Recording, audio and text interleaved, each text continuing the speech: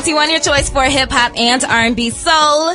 Khilo is here with a brand new episode of Hampton Roads Voices. Yes, I hope you had a great day, but now it's time to get into the conversation, okay? So today's episode is entitled Home Improvements. So you are a new homeowner.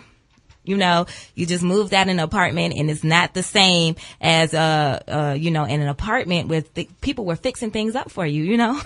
So some of this stuff is starting to get costly and you want to know, just little things. Can you do it yourself? How you can do it? You don't want to call your dad and bother him or call your brothers or bother him.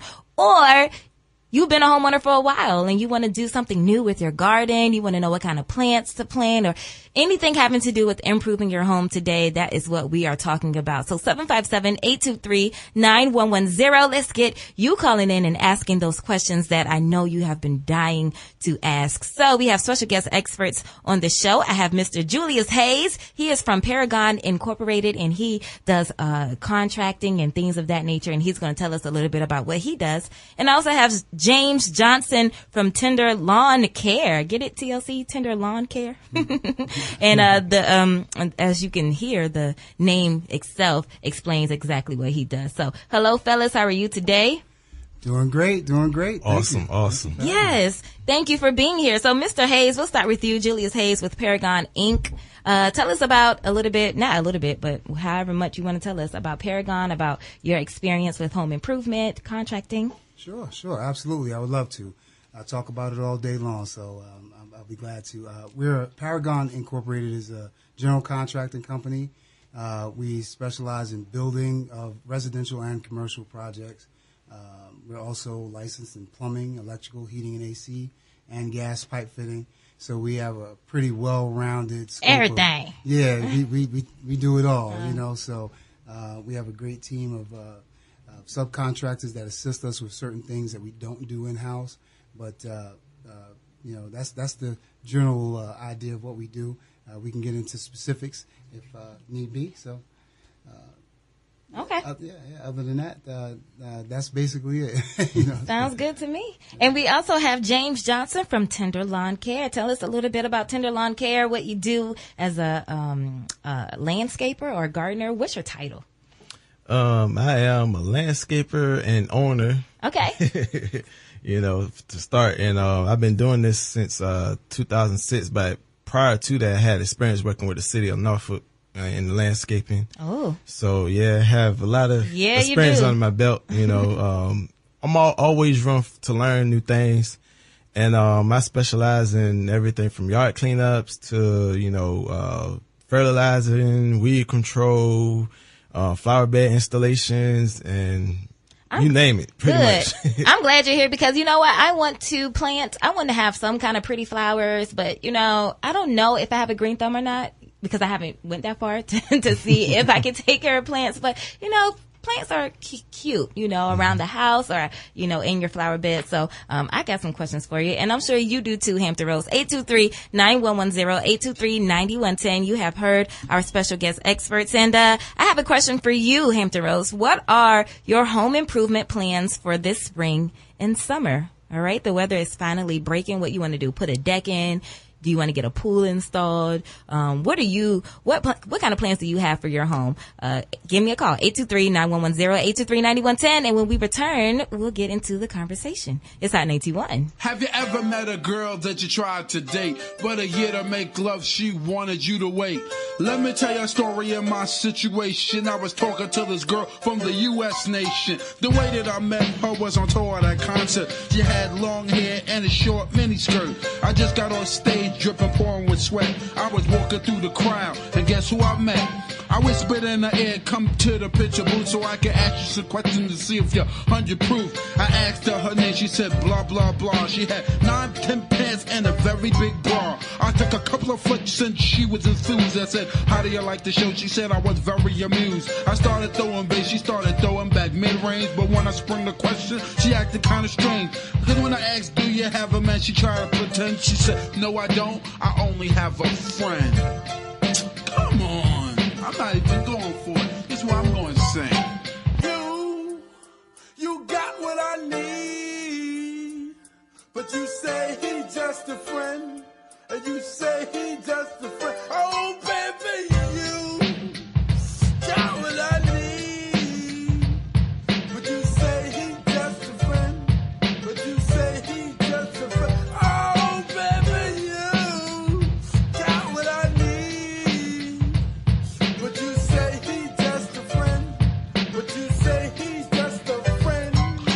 took blah blah's word for it. At this time, I thought just having a friend couldn't be no crime. Cause I have friends, and that's a fact, like Agnes, Agatha, Jermaine, and Jack. Forget about that, let's go into the story about a girl named blah blah blah that adore me. So we started talking, getting familiar, spending a lot of time so we can build a relationship or some understanding how it's gonna be in the future we was planning. Everything sounded so dandy and sweet, I had no idea I was in for a treat. After this was established, everything was cool. The tour was over and she went back to school. I called every day to see how she was doing. Every time that I called her, it seemed something was brewing. I called the room, a guy picked up, and then I called her again. I said, yo, who is that? Oh, he's just a friend. Don't give me that. Don't even give me that. Just bust this. You got what I need. But you say he's just a friend. And you say he's just a friend. Oh, baby, you got what I need. But you say he's just a friend. But you say he's just a friend. Oh, baby, you got what I need. But you say he's just a friend. But you say he's just a friend. So I came to her college on a surprise visit to see my girl that was so exquisite. It was a school day. I knew she was there the first semester of the school year. I went to a gate to ask where was a dorm. This guy made me fill out a visitor's form. He told me where it was, and I was on my way to see my baby doll. I was happy to say. I arrived in front of the dormitory. Yo, could you tell me where is door 3? They showed me where it was for the moment. I didn't know I was in for such an event. So I came to a room and opened the door. Oh, snap! Guess what I saw? A fella tongue kissing my girl in the mouth. I was so in shock, my heart went down south. So please listen to the message that I sent. Don't ever talk to a girl who says she just has a friend. Has a friend. Has a friend. Has a friend. Has a friend.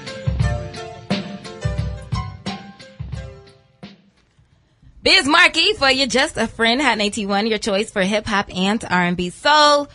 Hampton Roads Voices, very live and very new right now. Home improvement, that's what we're talking about. And if you have any home improvement questions, give us a call at 823-9110, 823-9110. I know you want to know as far as maybe an old furniture that's wood. You want to know if you can paint over it. What do you have to do? Do you have to sand it? You know, questions like those, okay? So I have Julius Hayes here from Paragonn Inc. and James Johnson from Tender Lawn Care. So let's go ahead and get right on into the conversation. So when people think of home improvements, especially homeowners, they think about the value of the home. So maybe they plan on selling it in a couple years or 5 to 10 years or what have you. So this might be a question to you, Mr. Julius, but even James, you know, if you do something as far as like lawn care or whatever, what kind of improvements would best add value to the home in your humble opinion? Sure. In my opinion, and in my experience, it's always been some of the things you can do initially that won't be such a major cost. On the interior of the home, you can do provide a nice fresh coat of paint. Possibly change some of the fixtures in the house, lighting fixtures, plumbing fixtures, things of that nature. Of course, the higher you get in value, you can replace flooring, carpeting, all these things that make the interior of the house attractive to a potential buyer, which may be one of the reasons why you're trying to add a little bit of value to the home. Right. And then, of course, you can get into the more expensive items such as room addition to add more square footage to the home, which is a major value addition. You can also do certain things like changing the appliances, putting in new appliances. Absolutely. Stainless steel. Everybody likes those stainless steel appliances, the double doors and all that. Of course, that's always a nice touch. And then, of course, you can get into some exterior things like, a new wood deck or, new roofing, siding, new windows. All these things add value to the house and will help a seller push the product along and possibly sell the house I would imagine. Especially those stainless steels, because when things look new, people are like, "Ooh, I want to buy this. I want to buy this." So speaking of, go ahead, Julius. James. I'm sorry. Yeah. You can also add on too with the landscaping aspect too. A lot of times that's an eye catcher, like from the roads. Like if somebody's driving down the road, say like if they want to purchase a house, they driving down the road, and if it's a nice fresh cut line and the flowers look nice and everything like that. Like, okay. Sometimes that'll catch you right into the house. So as soon as you go in the house and you see that you have nice, fresh hardwood floors and, like you said, the stainless steel appliances and everything like that.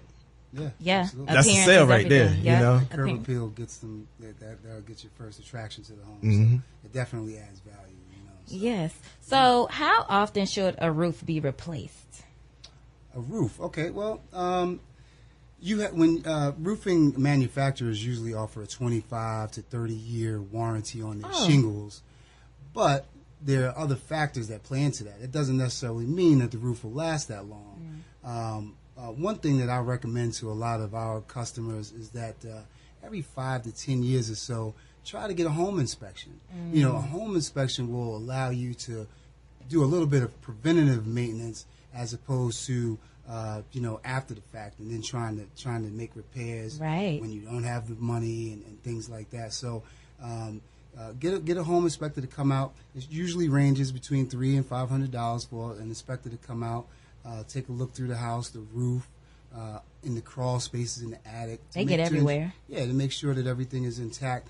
But through that inspection, you will be able to determine the condition of your roof. A lot of people are afraid to climb up on that ladder and get on the roof and really take a closer look and to find some of the things that you may not be able to see from down on the ground. So so there's really no set time that you replace roof shingles. Just try to pay attention to it. A lot of people kind of come and go in and out of their house, and they don't really think about it until they may see a leak or something like that inside the house. And then, of course, they're going to get a roofer to come out and take a look then. But some of the things you can do in advance is definitely try to budget for a home inspection every 5 to 10 years to have someone come out and do a thorough check of the house and make sure that everything is intact. And then, of course, along with that, weather conditions play a huge role. That sun beating down on your roof will dry your shingles out. Hurricanes come and blowing shingles off, and so there's a few different factors that will play into the life expectancy of your roof. And so, yeah. All right. 823-9110, 823-9110. If you have any questions about home improvement, these guys can help you out. So you said something about that outward appearance, making sure the flower beds look good, the grass is freshly cut. Sometimes people have the hardest time making sure that their grass is healthy. And, other times you see these beautiful lawns, they look plush and the grass look all thick. It look like carpet. How can one get that fresh, healthy looking lawn? Oh, that's easy. He said that's easy. I need you in my house. First and foremost, it won't happen overnight. It takes a lot of time and a lot of patience to make sure you have that greener yard, I say, and you need fertilizer for one, water, lots of water. Sometimes you have to water your lawn once or twice a day, all week long. Say springtime is coming up now, so now you want to put down pre-emergent weed control. That's weed control and fertilizer. The pre-emergents get rid of the crabgrass and everything that grew up during the winter and trying to grow up now because of the changing of the climates. And you want to put that down to control that, and also to get the dormant grass to grow, and it feeds that off. And then once you get further into spring, I say about mid-May, June, that's when you want to put down the second phase of fertilizer, which will make the grass get greener. You still have to water, and when the summertime comes, you really have to water and throw down some more fertilizer because drought is coming. You can't really necessarily rely on Mother Nature to do its job for you, so you have to stay on top of that, and you'll have a green lawn. It takes some time, some patience, and Some places they spray like some type of it's not necessarily spray paint, but it's a type of paint that you spray on the line to make it green. Some companies do that. I call that the cheap way, cheap way, you know. And a lot of times when you do that, sometimes that kills the grass, you know, and it won't allow the grass to grow because the grass needs a lot of oxygen. And not only that, I almost forgot, you also need to aerate your lawn. That's where like it sticks spikes in the ground, like holes in the ground, and it allows the ground to breathe. Oh wow! You know, and the grass grow faster. I just did that a couple of weeks ago for a lawn, and when I went back today to cut it, the grass was like sprouted out. You know, I aerated and also threw down seeds too, as well as fertilizer. And they watered the grass. They didn't even really have to water it that much because when you aerate it too, it also helps. You know, so you won't have to water as much. And when you do aerate, you want to aerate before spring, before mid-spring, like the beginning of the spring. Then you also want to aerate during the fall. Right. That's when you want to do it too as well, before winter. So, you said that we should have some patience when it comes to our lawn. How long is patience? So, what, 3 months? Are we looking at a whole year? No, not that long. Probably, I'd say about 2 months, maybe. 2 months max. It's max. If you're not on it constantly, I say give it about 2, maybe 3 months. But if you like constantly on it, like every day, then it'll take a month sometimes. Okay. That's not. Sometimes it'll take a month. That's where I fall short. Yeah. You're not consistent. Yeah, my wife gets on me all the time, and I get impatient with it, because I like you said, I like to see those nice plush lawns. Yeah. Unfortunately, mine isn't there yet, but hopefully, James and I will be able to work that out. Yeah. And also too, during the midst of the season too, as well, it won't hurt to throw down extra grass seeds too, as well. You know, like during the mid-spring and even summer, it won't hurt to throw down extra seeds because, like I said, the drought is coming. The drought will come, and sometimes the grass, some areas of the grass, if you don't stay watered, it will almost die out because it's dry. The ground is like extra hard, and it's not enough nutrients for the grass to eat. You know. Yeah. That makes sense. 823-9110, 823-9110. If you have any home improvement questions, these guys are here to help you on today. Okay, so I'll tell you what. When we return, we're going to be talking about old wallpaper. Now, I don't know if you still got that in your home, but just in case, no judgment here. Okay, we're going to tell you how to remove that, the safe way to do that, and also some nice friendly first timer plants. Okay, so if you don't have a green thumb, we got some flowers for you. Need to be upgraded. Hi, 91, your choice for hip hop and R&B soul. Shout out to the production. The public affairs production programming interns. Yeah, they go out every single week and get some out and about questions and answers from you, Hampton Roads. So, quick shout out to them, Tyvon, Aaron, Chandler, and Jonisha. Thank you so much. And thank you, Hampton Roads, for listening. Okay, so tonight we are talking about home improvement right here on Hampton Roads Voices. And we want to know, what kind of plans do you have for your home? Rather you're planting new plants, new flowers, or you're doing a deck in the back, or you're doing a fresh paint yellow on the walls. I want to know. 823-9110, 823-9110. And of course, we're taking your questions as well. Any question that you have is not too big or too small for these guys to tackle. Okay. So we have Julius Hayes here from Paragonn Inc. and James Johnson from Tender Lawn Care. Both of them are telling us what to do with our lawns, what to do with our homes to make them the best that they can be. One more time, 823-9110. So, like I said before we went on break, I don't know who still got wallpaper in their house. But just in case somebody from back 1996 got to change their heart and they're like, you know what, we're going to do something fresh and new. Do you know the best way to remove wallpaper from the home? Well, I do. I do have a method for it. First of all, you made me feel pretty old when you said 1996, like that was a long time ago. Right. But no, I'm just teasing. The wallpaper. Okay, so if the best way to remove it is if you have wallpaper, call me and let me come and take the wall out. Okay. No, okay. just teasing. The whole wall got to go. A fairly inexpensive way to remove wallpaper. Most of the time, you have two layers of it. The outer layer, which is the print that you actually see and people like to see, and they have the fancy designs on them. A lot of times, that'll come off fairly easily, but it's the back layer with the glue that actually sticks to the wall that a lot of people have problems with. Mm-hmm. So I found that the easiest way to remove it is if you can get that first layer off, great. If not, this method still works for both layers of the wallpaper. What you need to do is grab you one of those pump sprayers from Home Depot, Lowe's. They're fairly inexpensive. They may cost anywhere from $5 to $20, just depending on which one you get. Which is a good sprayer because as you physically pump it, you can once you've pumped it up to its capacity, you just hold the handle and it'll just act as kind of like a paint sprayer. Oh. What you'll do is just fill that pump sprayer with hot water and spray the wall. Just spray the wall as if you were spraying spray paint on the wall, and let it sit for about 4 to 5 minutes. And once you do that, you can literally peel the wallpaper off with your fingertips. So it's a fairly inexpensive way to do it. They do have different wallpaper removal machines that you can purchase that basically will do the same thing that you do.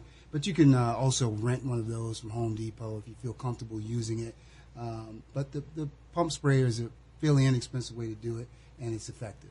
Now, I'm going to take it back now. So my mom used to always do something with her house. She was always changing up the wallpapers back in 96, 97. And so when she wanted a new wallpaper, she would fill a bucket up with some really hot water and just get a sponge, and then she'll just soak where the wallpaper was. She'll soak it up and then let it sit, and then she'll peel it, and then she'll throw another one up there.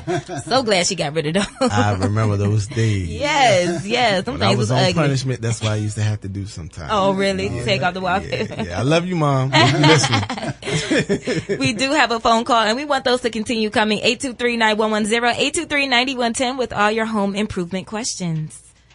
You guys want to put on your headphones so we can... All right. Hi, 91. Thank you for calling and thank you for holding. Who am I speaking with? Hi, my name is Kendrick. How are you? Hi, Kendrick. You're live on the air. I'm doing well. How are you? I'm doing great. Doing great. Okay. The question was about kind of things you do to when you're upgrading your home. I just recently purchased a very, very old home. So one of the things I'm doing to make it look new and more modern is I took all the old lights out and put up LEDs. Saved me a whole bunch of money on my electric bill. Oh, wow. It also looks very nice. It's a lot brighter. And I also got some smart switches. So I can use the Google app, turn lights on and off, phone, turn them on and off. It's pretty neat. Didn't cost that much. I used eBay, Craigslist to find the stuff. So nice touch. Yeah, efficient, looks great. Every time somebody comes to my house, they love it. Absolutely just love it. So you fancy. I'm trying. Well, thanks for calling, Kendrick. Yeah, you're very welcome. Thank you. Bye-bye. Yeah, that sounds good. What else are you doing with your home? 823-9110, 823-9110. Now, James, mulch. Okay, so we see it everywhere, and, we see red ones, the brown ones, and I always thought they were just for appeal or aesthetic, if you will. But is there really what's the word I'm looking for, a purpose for mulch? Like, what does mulch do other than look nice? It's a lot of purposes for mulch, and I specialize in mulch too as well. It's also for curve appeal. Mm-hmm. If you have the red mulch, the bright red mulch, it draws attention to the house too as well. Mm-hmm. But mulch is really used for weed control. Like if you have a flower bed and you have plants down there, the mulch will help prevent a lot of weeds from coming fast. And taking over the flower bed. Not saying it won't, but I say before you put down the mulch, you want to get the plant area tilled and get all the weeds out first. Then once you do that, you want to also, this is what I do. I spray the area with weed killer, and after I do that, I put down the sheet of weed preventive sheet. Put that down, then I put the mulch on top of that because the mulch supposed to prevent weeds coming for 12 months. Oh, wow. all depends on what brand you get. You know, if you get the generic store bought, it won't really help much. But if you get the expensive stuff like Scott's and stuff like that, it will help. And also, if you go to the nursery as well to get like the bulk mulch, that'll help as well too.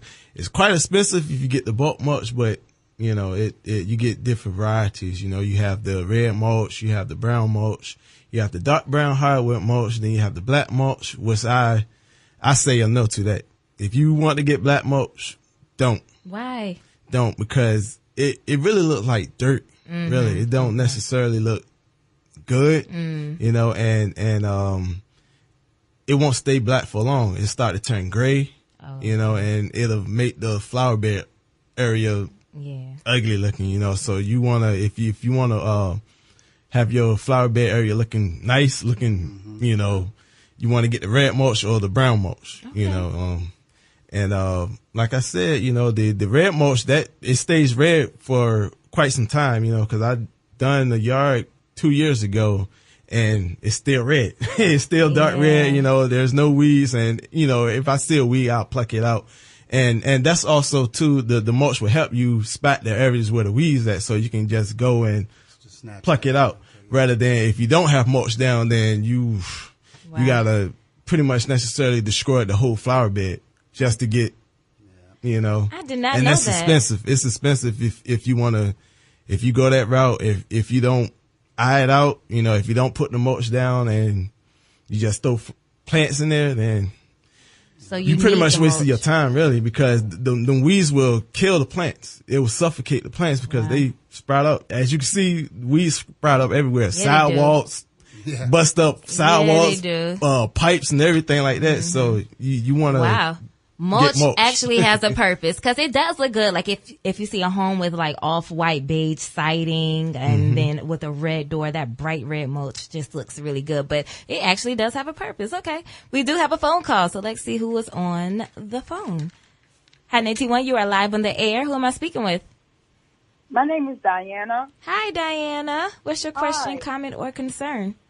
I have a question for James. My concern is that around this time of year, when I bring in new plants and I want to plant them in, I live in Chesapeake, and in our area, our soil is like clay.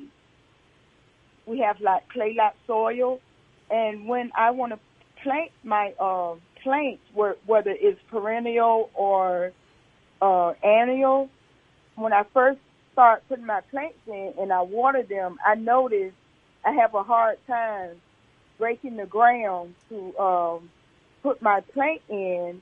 And then as I water them, I notice as the days go, I have to water more frequently. And then as the time goes, it seems like my plants start to die. And I'd like to know, what can I do more to prevent from having to end up buying more plants from the soil being that the way it is. You understand her question? Okay. I understand. What you want to do, that the area where your plants are, you want to take the plants out. If you want them to stay alive, you know, take the plants out and put them in a flower pot with soil. And then when you get back to this flower bed, you want to get a tiller to till up all of that clay, you know.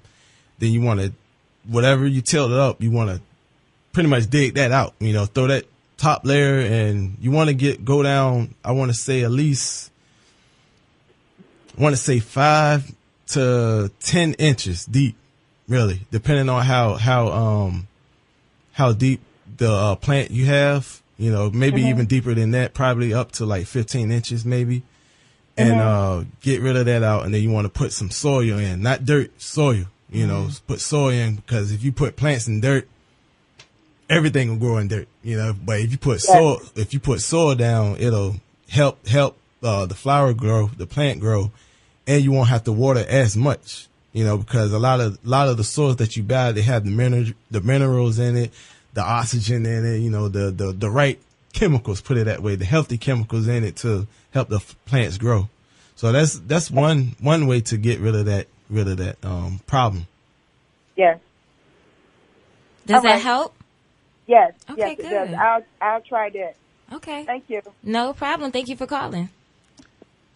And go ahead, James. I got a quick comment too. That Yes. almost sounds like my mom did. Because my mom's name is Diane. She lived in Chesapeake, so that sounded Yeah, just it might like have my been, mom. you know. It might have been. And she I did don't say know. this question for James. Yeah.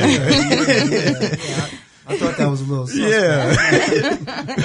823-9110, 823-9110. If you have any questions about home improvement, you want your lawn to look better, and you've tried everything. You want to know, I don't know, anything around your home, what color will make your room look larger, anything like that. Make sure you give us a call and let us know. 823-9110, 823-9110. Now, I'll tell you what. So my mom is always hanging something up. Okay, she want to hang up a mirror. She want to hang up pictures. She want to hang up something. Is it really that important to find a stud when hanging something on the wall? It is. It is pretty important, in just for a couple of reasons. Actually, if you don't find a stud, whatever it is that you're trying to hang, if it has any kind of weight to it, there's the possibility that it may come down off the wall, because the drywall is only usually about a half-inch thick, and it's fairly brittle. The older it is, the more brittle drywall becomes over the years. So anything that you're putting on the wall and you need it to have a support, like some people put large mirrors on their walls and televisions, things of that nature. You want to make sure that you anchor your support to the studs, just for that added support. They do have certain braces that you can put through the drywall that will help support it, but they're generally not as supportive as actually screwing into the 2x4 studs that are in the wall. Other reasons why is a lot of times, depending on what you're screwing into the wall, you could hit a wire, or you could hit a plumbing pipe in the wall, things like that you want to try to avoid. Back in the days, they used to just kind of run those wires through there, but now they have what they call nail plates that are actually anywhere where there's a wire running through, or a plumbing pipe.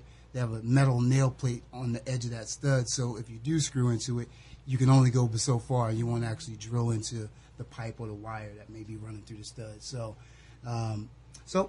basically, you can certainly hang things on your wall. Try to go to Home Depot or Lowe's and purchase a stud finder. I was just about to ask. Yeah, they have small devices called stud finders. They're fairly inexpensive. They generally run somewhere between $10 and $20 for a fairly decent one, and they'll help you find a stud in the wall. And Is there a way to find the stud without the finder? I mean, not really. I've never been good at that, Okay. so I'm not going to tell you. But there's a lot of old school guys out here who have very good techniques in finding studs, and they'll put their ear to the wall and they'll knock on that wall, Yeah. and if they hear that hollow spot, they know that they're in between studs. So that is one way to try to find a stud. But other than that, sometimes if it's a wall where you may find when they screw the drywall to the studs, you will see a line of maybe a nail head or a screw. Hopefully you don't, because you shouldn't see it. But right. in the case that you do, then a lot of times that line is where a stud is. So that may be one way to help. But get a stud finder. Yeah. That'd be your best option. Also, isn't it depends on too how old the drywall is where you can find the stud? Because I know the house that I live in, I can pretty much see them. I'm not sure if it's because how old the drywall is in the wall. Is that something too? Yeah. Sometimes that is the case with a lot of older houses. You can generally, not all the time, but sometimes you can see that line where that stud is, just because over time, everything kind of expands and contracts, and the plywood does, and the drywall does. So eventually, you start to see where those breaks are in the drywall, and that is a way to find it. But hopefully, that's not the case in your house, and you don't see, your walls bowing and things like that. Sometimes I'm afraid to lean up against a certain wall in my house, that I don't think I'm gonna cave in sometimes, so I want to be careful sometimes. Let me come over there and help you out. Yeah. Get it straight. And we want to hear from you. Any home improvement questions, 823-9110. And we do have a phone call. Let's get to the phone lines. Hi, T1. You are live on the air. Who am I speaking with? Aaron Hawkins. How you doing? I'm doing well, Aaron. Thank you for calling. What's your question, comment, or concern, sir? My question is, I'm trying to build my property up. I'm like on waterfront property, so it's like the land runs flat into the sidewalk. But what I'm trying to figure out, what do I have to do to like build it up, then put my privacy fence on it? Okay, so you're talking about as far as building the landscaping up to grade your landscaping a little bit higher? Absolutely, because the regulations is like 3 feet from the sidewalk, and it's like real flat. I'm trying to build it up and still be within the Norfolk, Virginia residence regulations of privacy fence. Okay. Well, yeah. One thing that you probably want to do is make sure you know exactly what the rules and regulations are in your city. What city are you living in? Norfolk, Virginia. Okay. Yeah, so Norfolk has very specific directions on... Absolutely. Right, on certain things that you can do as far as grading and things like that. They have a erosion and sediment office at the city of Norfolk that would be able to provide you a lot of information concerning that. That's one thing that we have to do is get our directives from the city ordinances and things of that nature. So just over the phone, it would be a little bit difficult for me to give you a direction concerning that. You have different zones in the city, and they're governed by those particular zones. So I would be more than glad to assist you with something like that. If you needed a service like that from our company. Yeah, absolutely. Currently I'm a student at Norfolk State University. Okay. Behold. Okay. Yeah, I'm in the graduate program, urban education, school counseling. Good for you. Absolutely. Do you have a pen handy? He can go ahead and throw his number out. Yeah, do I have a pen? Yeah, I'm gonna grab one right quick. I'm gonna grab a piece of paper. Oh yeah, absolutely. Matter of fact, can you put it in the phone for me? I'm ready. Okay. All right. Well, the name of the company is Paragonn Incorporated. Paragonn Incorporated. And that's Paragonn. Okay. Incorporated. And our number is 757-714. 7413. 7413. Yes, sir. And I appreciate you.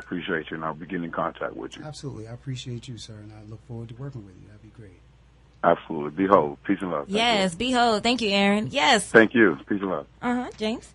I got one comment too as well. Before you do any type of landscaping digging too as well, you want to call your local city to see what you can dig, where you can dig, and how deep you can dig, because you don't know what's under the grass, the landscaping area. You could have a gas line there, electrical could be there, and you dig and your house could blow up or something, That's even to where the caller asked about the plants area, correct? With the clay.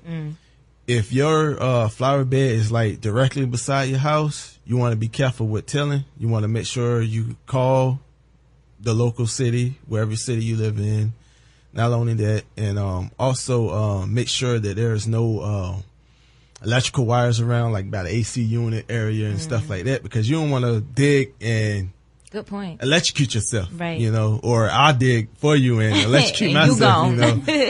So you want to do that too as well. Get the help, to make sure that you're on the right track, because you want to protect yourself and as well as the person that's coming to do the job for you, Yes, and we definitely live in the Commonwealth, and there's so many rules and regulations for everything, and it varies, of course, with the 7 cities that we live in. So yes, that is a good point. Before you do anything building or planting and you start to digging, make sure you are calling with your city, okay? So we are having a great show. Hampton Roads Voices is live right now. We're talking about home improvement. I have James Johnson here with Tender Lawn Care and Julius Hayes with Paragonn Inc., and they are both letting us know what we can do to make sure our home is in in tip-top shape and get it looking all cute and whatnot. You know, the weather is breaking and I'm sure you need a fresh coat of something. All right. So 823-9110, 823-9110 is the number for any of your home improvement questions. I know you have something that you have on your honey to-do list that you got to get done and you just don't know how to do it. Or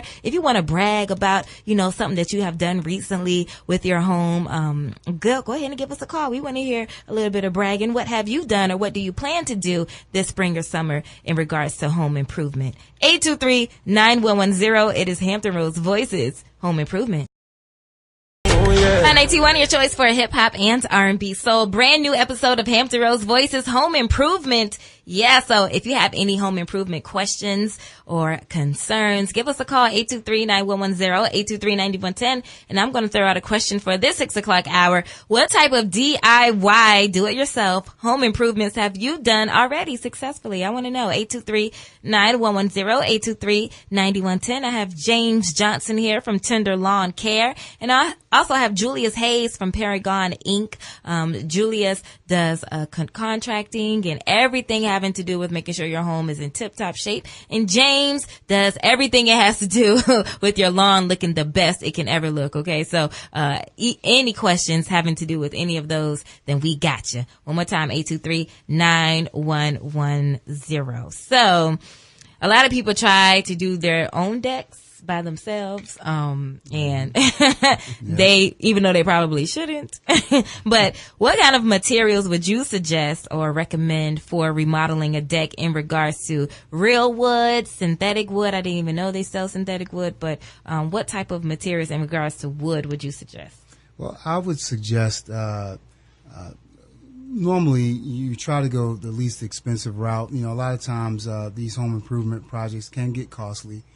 So primarily what you will see used is a pressure-treated lumber that has been treated from the manufacturer before it comes out to sustain weather conditions of actually being outside and exposed to the sun and moisture. If the wood is not treated, it won't last nearly as long. It'll start to fade. It'll become brittle. But pressure-treated wood is designed to actually be installed on the exterior of the home. But then you, on the higher end, you have different synthetic materials such as Trex decking, which is a lot more of an expensive product, but it lasts a really long time. It's very sturdy, but you tend to see that in a lot of the more expensive custom homes, things like that. We've done decks both ways, so generally you will see the pressure treated lumber though. Okay. Yeah. So it's time, you know, they say April showers bring May flowers, and I want to know what kind of flowers should I be getting into. So let's start from the basics. When I hear annual flowers and then perennial flowers, what is the difference between the two? Okay, the difference, like when I was when I first started out, I used to always get them mixed up, annuals and perennials. Perennials, they come spring, you know, and then they not die but go to sleep, put it that way, during the winter. Then they come back. Okay. Annuals, you have to constantly keep on digging them up, throwing them away, and putting new ones down. Pretty much, that's what annuals are. You know, how long do they last? They only last a season. Put it that way. You know, if the main ones are like pansies. They look good. You know, they have these different colors, purples, reds, and yellows, and sometimes they be hybrid, where it's a mixture of yellow and purple. But you'll have to eventually take them out and put new ones in. And it doesn't even matter if you put plant food in with it; they still gonna die. They gone. Okay. It's still gonna die, and you have to constantly keep doing it. But perennials, you can put those down, and as long as you keep them watered and keep them fed, they'll last a long time. So the life expectancy for the annuals is what, about 3 months, 3 to 4 months, if that? Depending on, also it depends on if they're watered enough. You know, if you don't really water them at all, it's only going to last a month. Oh, wow. But if you do constantly water them, it may last up to three months. And also depends on when the summer come around. Although it depends on how hot and the drought. Right.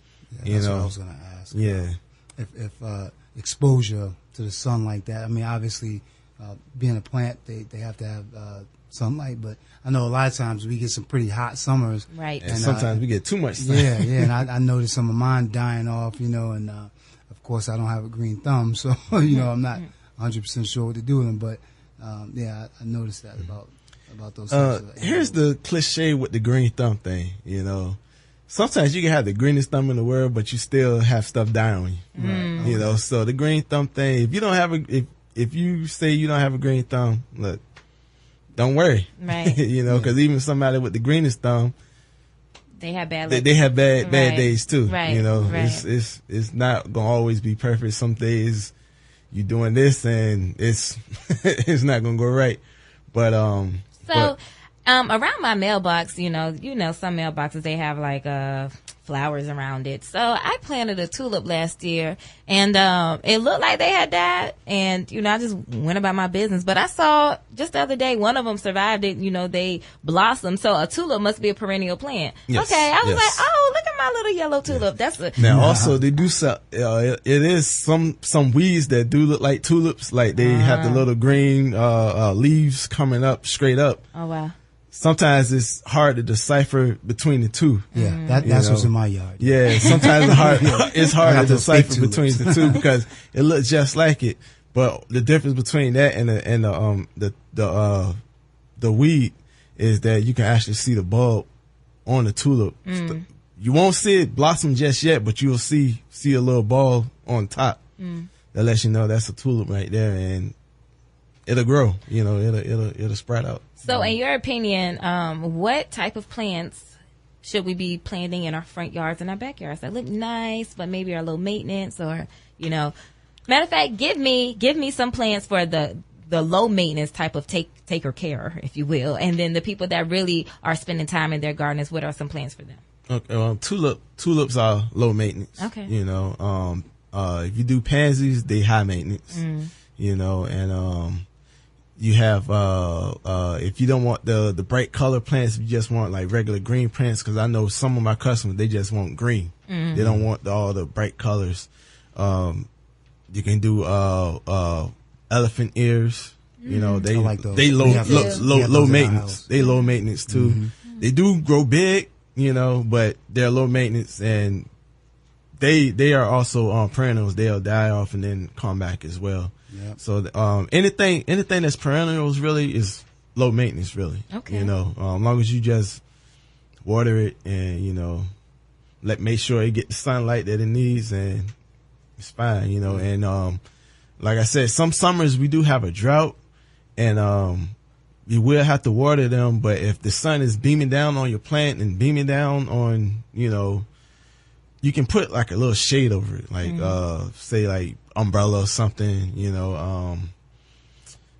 can put a sheet over it as well to keep the sun from actually beaming down. Because between the hours of between the hours of 12 to 3 o'clock, that's when the sun is at its highest, and it will kill off just about anything it touches. The same way how you'll feel where you say it'll kill off how the house is, like it'll, make the wood brittle, Absolutely. shift different ways and stuff like that. So okay. The sun can be our friend, and it can also be absolutely. 823-9110, 823-9110 is the number to get your home improvement questions in, because I know you have some. Spring is upon us, and you want your house to be looking the best that it can be, okay? So when we return, we're going to be talking about removing a post. So you want to just knock a wall down. You just really think you somebody in there.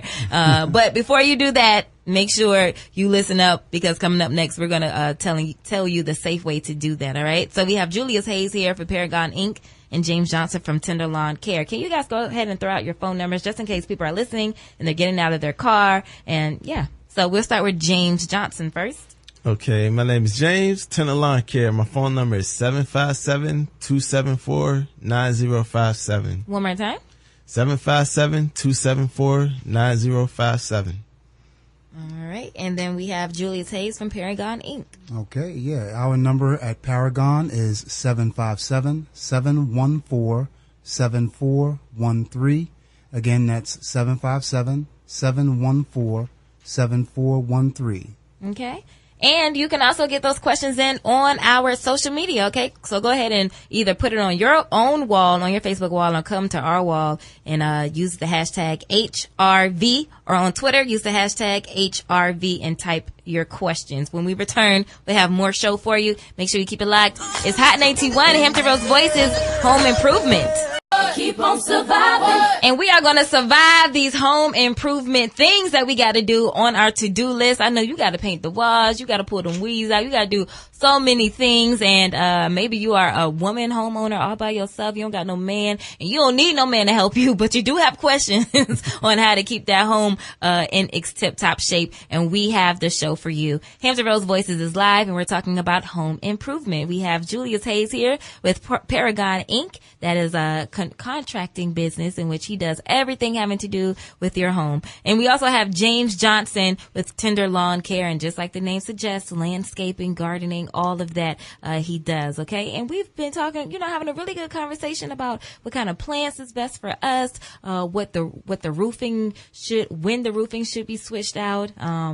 Somebody called in about some lights that they put in that is a really nice touch. So anything that you have as far as questions are involved, we can help you. 823-9110. So some people really want to knock out a wall for some reason. They just trying to do the dang on thing, maybe in a basement. Not really so much around here because we don't have basements because we're so close to the sea level. But maybe, I don't know, some random room in their house. They want to just make it bigger or wider.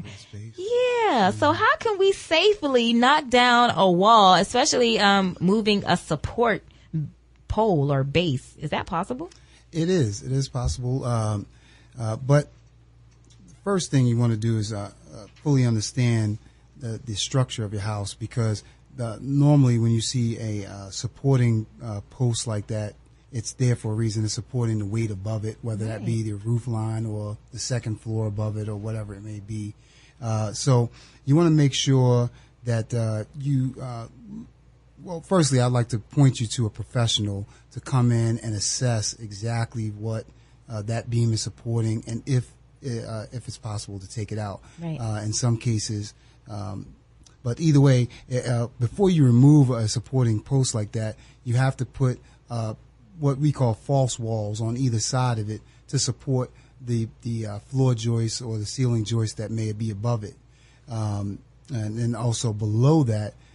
That beam is supported from underneath your house in the crawl space all the way up to whatever is at the top, which is the roof. So before you remove a supporting beam, you definitely want to make sure you understand what your goal is, what you're trying to do. If you're just trying to open up a wall to create a little bit more space in a living area or a bedroom, just open up the drywall in the ceiling to take a look and see what's above it.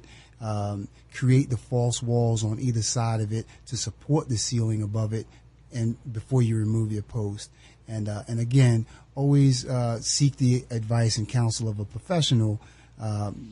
Again, you can call us at 757-714-7413, Paragonn, Inc., and we'll be glad to come out and assess what the situation is, and we can guide you in the right direction before you take that post out and your tub comes downstairs on the first floor. Right. The whole house ruined because you want to be Mr. Fixer-Upper. Right.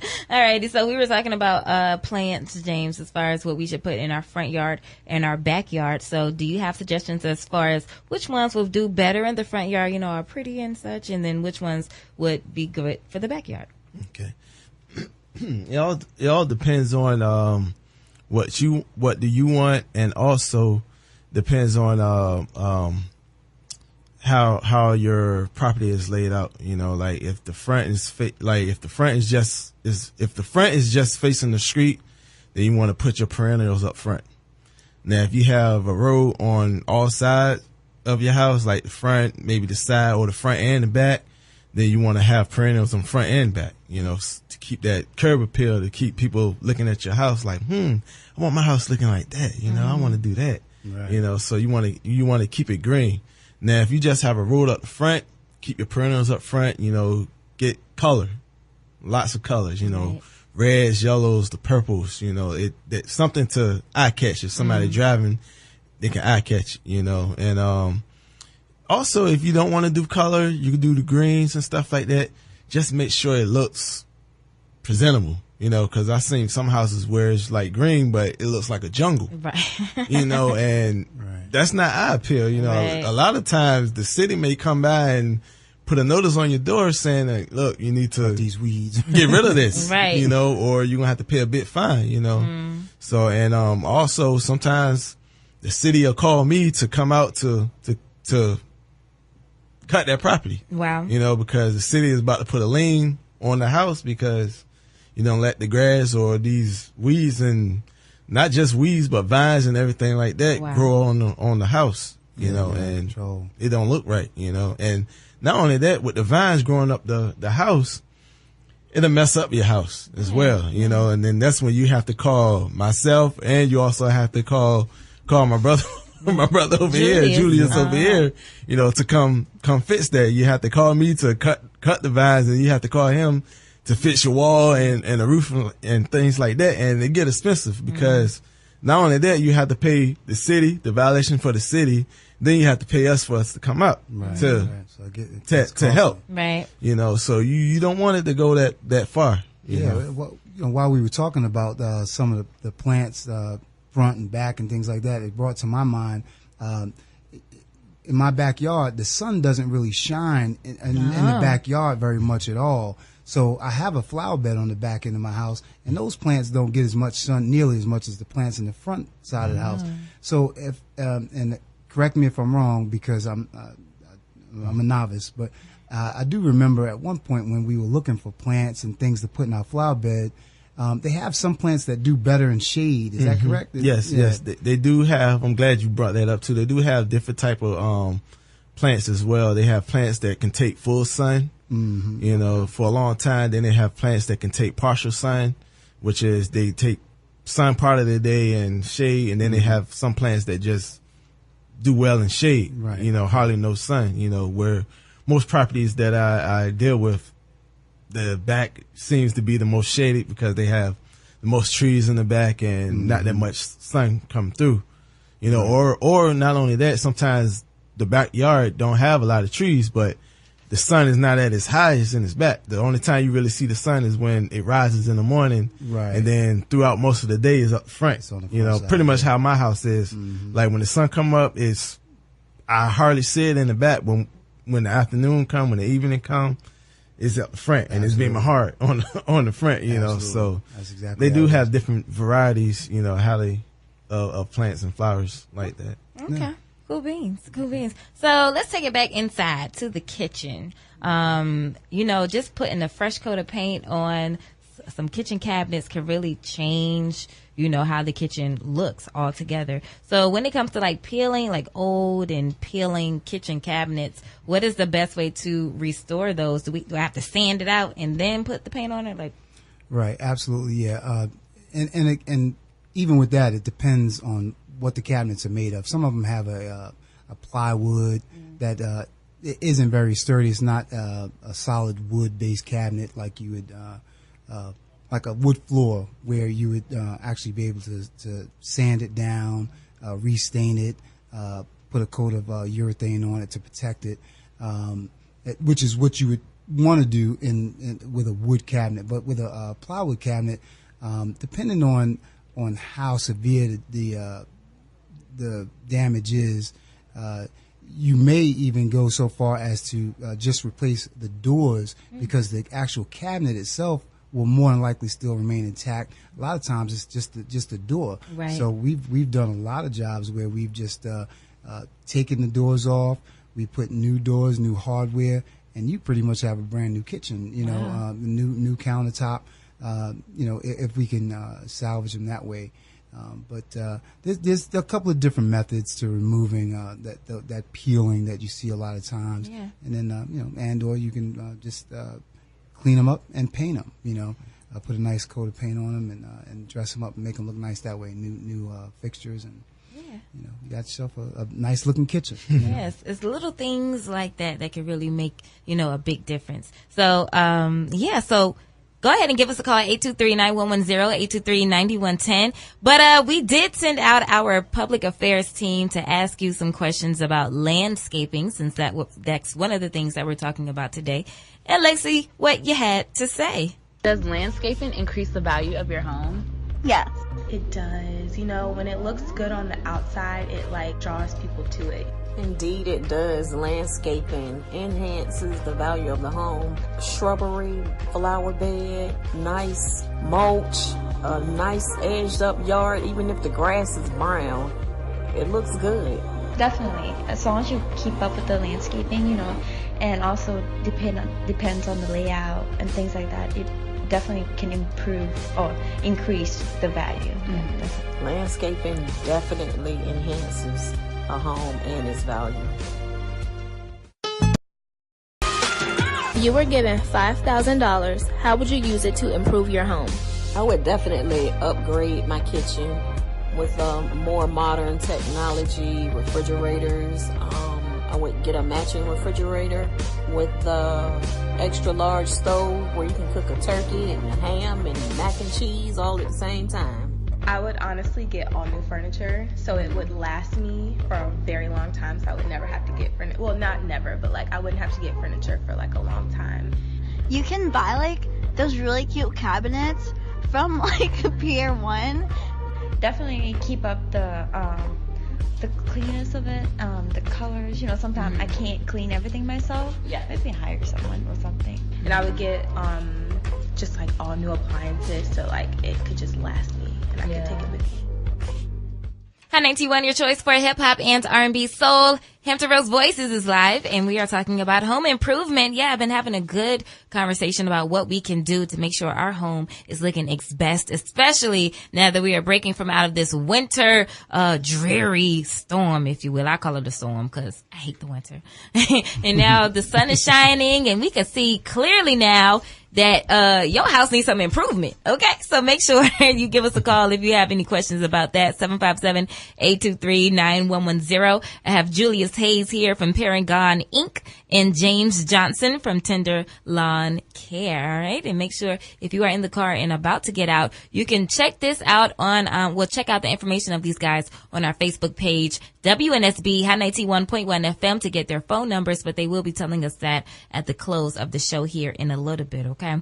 All right, so let's get back into improving the inside of our homes. So, we have ceiling fans, we have pretty light fixtures, and sometimes we get tired of one or the other. So if we do want to replace a ceiling fan with a nice light fixture, do we have to do all new wiring and all that extra stuff? No, you don't. Generally, the same wiring that's used for a ceiling fan will provide you the same electrical output that you would need for a regular flush-mounted light fixture. So, you wouldn't have to get too extensive in replacing light switches or anything like that.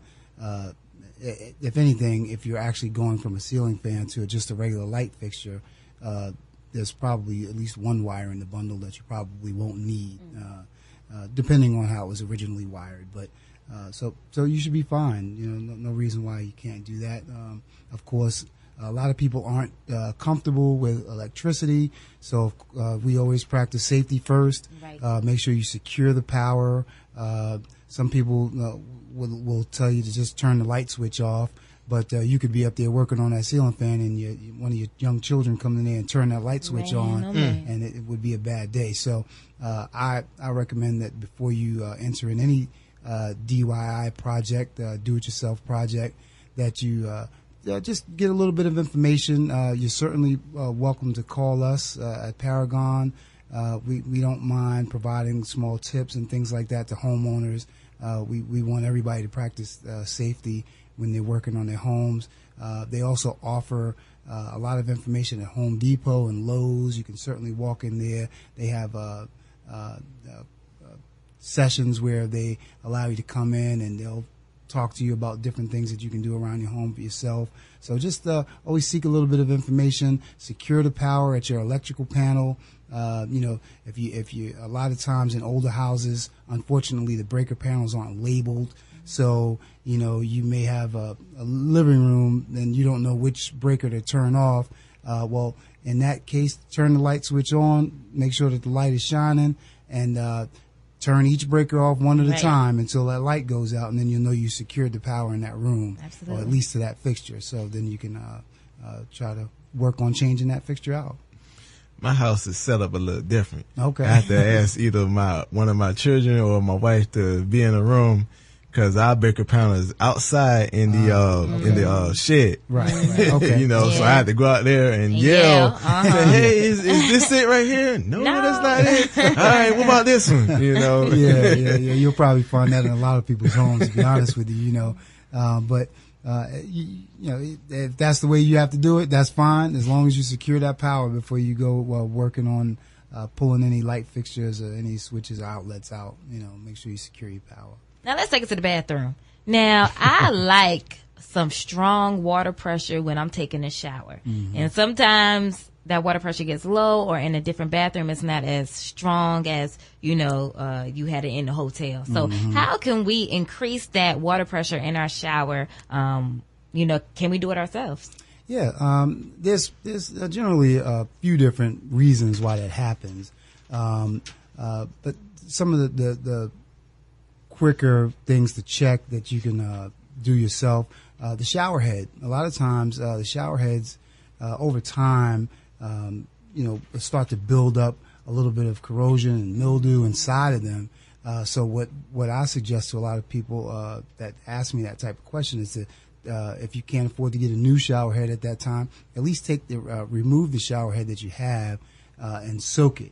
What you want to do is try to soak it in some cleaning materials. It doesn't have to be anything in particular. They have a CLR, which is a good cleaning product that you can use to soak it, to try to remove some of that corrosion and mildew inside of it. At your faucets, you have what's called an aerator at the very tip of the faucet, and that screws off. A lot of people don't realize that, but it'll screw off. Just unscrew it. It has a little screen inside of it, and a lot of times either dirt or pieces of the seals that are inside of those plumbing fixtures, like your faucets, will start to break apart, and they'll get caught in that aerator, and it'll decrease the flow of the water coming out of it. So those are some of the small, simple things that you can do.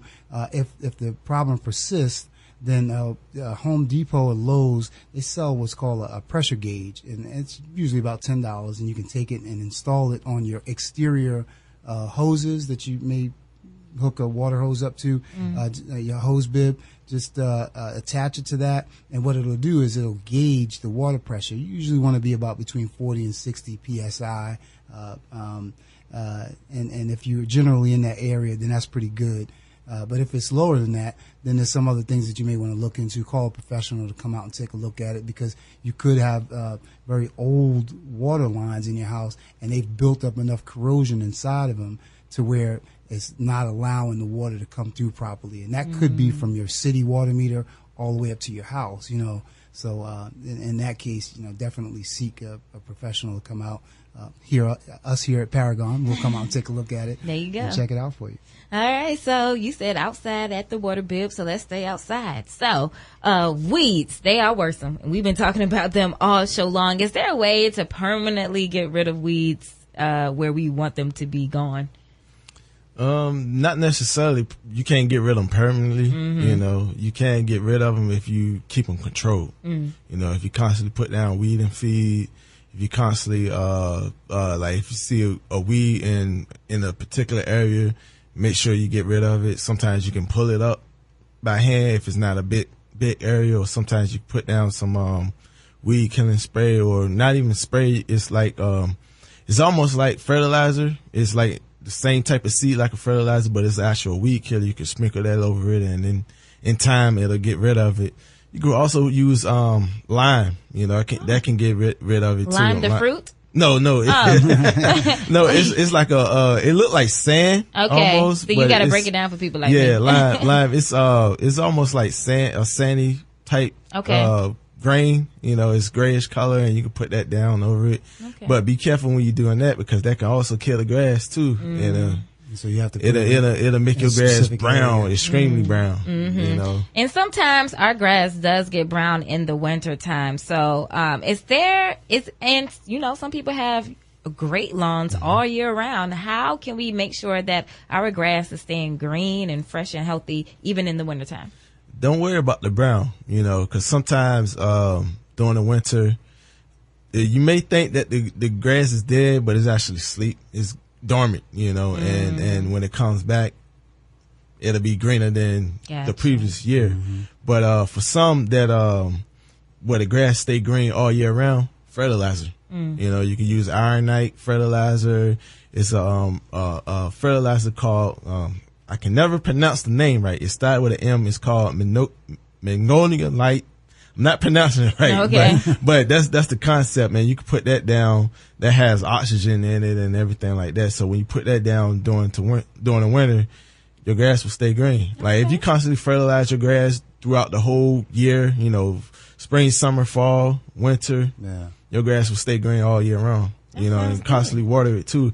Even sometimes during the winter, you may have to water it, but not water as much as spring and summer and maybe fall. But water it probably like once a week, maybe during the winter, or once every 2 weeks, something like that during the winter, depending on the temperature too as well. Because sometimes if it get real cold, that'll kill the grass. Because it's some properties that I do where this past winter was like crazy. Even now the weather's still winter's still trying to hang on. Don't get me started. I need winter to get out of here. Yeah, me too. So. Yeah. All right. Well, it sounds like your home is ready to be improved. I want to thank my guest, Julius Hayes from Paragonn Inc., and also James Johnson from Tender Lawn Care. Yes, Go ahead one more time and throw out your numbers. We'll start with James Johnson from Tender Lawn Care. Yes, Tender Lawn Care. My phone number is 757-274-9057, and I do everything with lawns, yard cleanups to gutter cleaning, to mulch jobs, planting, just about anything lawn care. You can give me a call. And again, that's 274-9057, 274-9057, and it's Tender Lawn Care on Facebook, right? Yes, it's Tender Lawn Care 82 on Facebook, and also YouTube and other, other sources as well. So sounds good. And then Julius Hayes from Paragonn Inc. He's a contractor in everything from electrical to plumbing to everything. Yeah. Go ahead and throw out your number there, sir. All right. Paragonn Incorporated. Our number is 757-714-7413.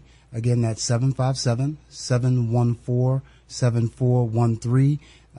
Please feel free to call us anytime to help you with your home improvement needs.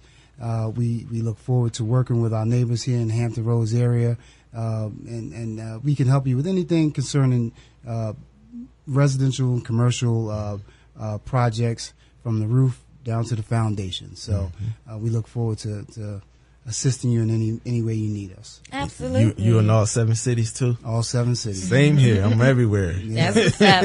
And you North Carolina, wherever. Oh yeah. If it's driving distance. All right. Don't forget that these numbers are on our Facebook page. WNSB High 91.1 FM. Won't you like our page? Be our friend. Yes. And also do not forget that we do have a YouTube channel that you should be subscribing to. You're in and out of your car. You didn't hear one part of the show. Hey, don't worry. We have it on YouTube for you. We have last week's show on YouTube, so make sure you check that out.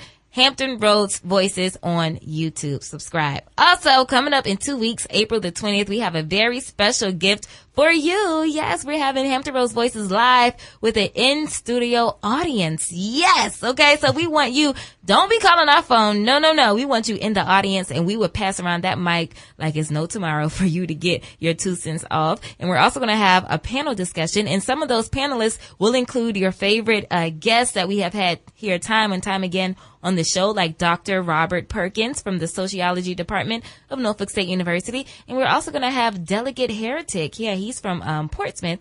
And the whole topic is war on drugs. who's winning?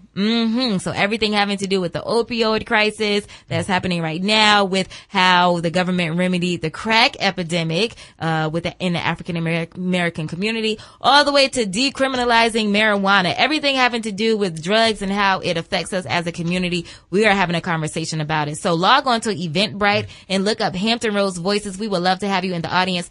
Absolutely free. We just need you to register so we know how many people are coming. And food, yes, I said it, refreshments. So I know you heading there right now to register. I might come out here too. Yeah, absolutely. So thank you for listening. Don't forget that we are rebroadcasting this episode on Sunday, this Sunday coming up on the 8th at 12 noon. Yeah, and thank you so much for listening. Make sure you keep it locked. It's Hot 91.